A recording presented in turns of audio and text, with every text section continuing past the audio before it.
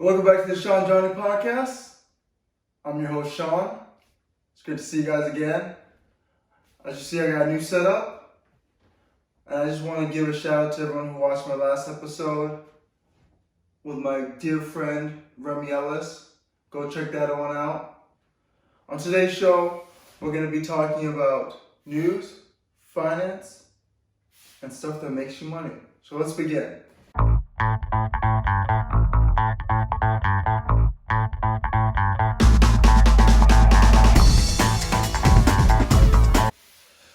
Alright, on this episode we're going to be talking about how to get your first property and a couple quick steps. And I don't want to drag this video on. I want to get us straight to the point, and I want us to get the information we need. And there'll be tons of links in the description for more information. Alright, so the first thing we want to do before we can purchase our first investment property is to figure out what our financial situation is. So we're going to have to ask ourselves a few important questions. Do I have money saved up to buy an apartment building or single family house? Do I have the credit if I need to take out a mortgage? Do I have the job history? Do I have the reliability?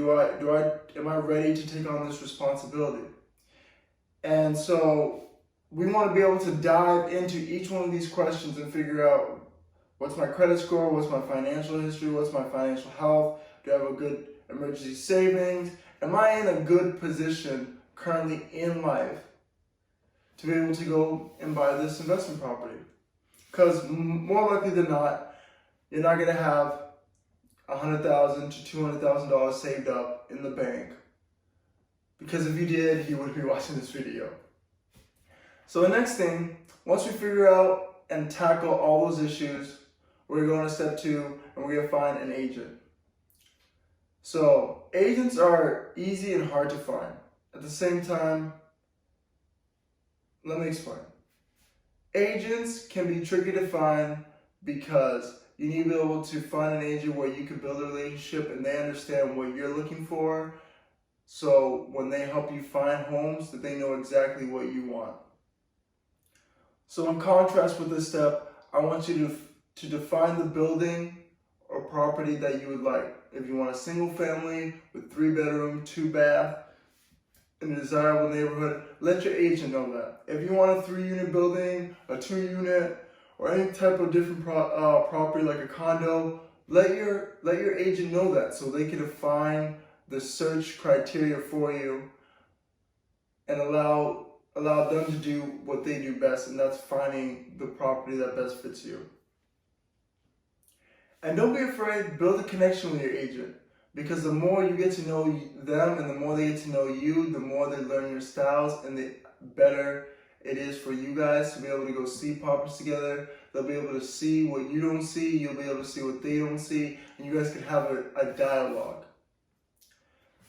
Third is to find a good mortgage broker. And this one is also a very good thing that you've got to do. You got to be able to find a mortgage broker in your area. That could be a local bank, that could be just a specific mortgage broker. It could, and you want to be able to build a relationship and ask them, hey, I'm looking to buy a house at this price range. What can we do on the interest? This is my credit score.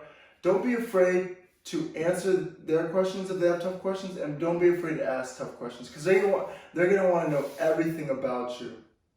And it's all right to reveal yourself, because you're taking a leap of faith, and this is going to be your first one. And once you find that mortgage broker that helps you and you feel comfortable with, you can call them every single time and be like, hey, I got a question about this, I got a question about interest rates, I got a question about refinancing.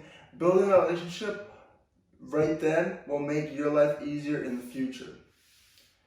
And mortgage brokers will be able to show you which loan type will best fit you.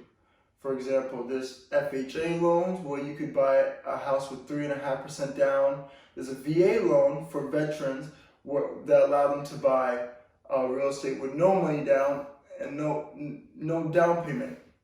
Then there is a USDA loan, which is it's more for rural Americans who live in rural areas, And to figure out if you live in one of those areas, go to the USDA.gov website, and you'll be able to go on their map and see where the locations are, because with that loan type, you're able to purchase a home with no down payment and just pay closing costs. The next will be a conventional loan, and these ones you can typically get for 5% down if you decide to live in the building. If it's an investment you want to go conventional, it's typically 20 to 25%. And these are questions that you're going to be able to answer and figure out with your mortgage broker. Next and lastly is simply finding your building. So now we've looked through all of them. We've found the one we think we want. We need to be able to run the numbers and decide, is this a good property? Will this fit? Just because I like the way it looks, just because I like the neighborhood, do the math of how much it's going to cost and how much rent you're going to bring in and the expenses. Does that make sense for the purchase? And a great way to figure this out is to go on BiggerPockets.com and go to their tools section, go down and click rental calculator. This will be able to show you if I rent out the home, say it's a single family, I decide I'm going to live in one of the rooms and rent out the other two, it's a 3-bedroom.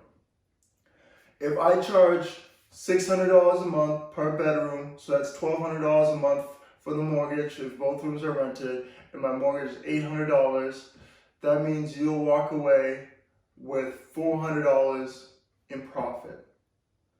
But that's just the mortgage, taxes, and insurance. You need to figure out heating expenses. Are you guys going to split the heat? Are you guys going to split the electrical bill?